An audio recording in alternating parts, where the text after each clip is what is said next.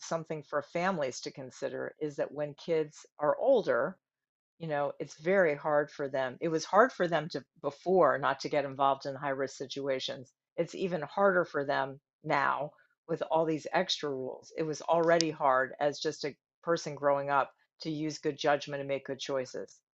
Now they have the extra burden of all the COVID rules without necessarily the supervision of parents if they're going off to college. So, how do you impart to your children about those safety issues? That's one issue. And there are a lot of articles that have been written about this, about, the fact that kids are really still risky in terms of their habits and that they really need support in using good judgment, because what we're also seeing now is that younger kids are getting it. It's not just older people. As the data is unfolding, that's what we're seeing. So that's one piece. But then just also how to kind of accept things that are out of our control. This falls in the category of something that's out of our control.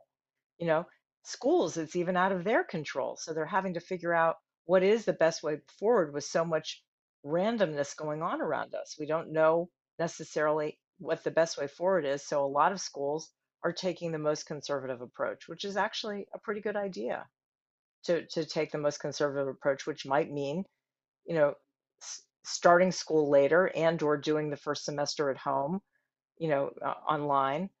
Some schools are doing some combination of both, where the schools are opening, but then they're having a number of classes online at the university, or staggering the classes and having less kids in each class.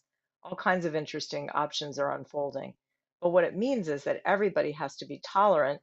And for kids just going off to college, that's a lot to tolerate.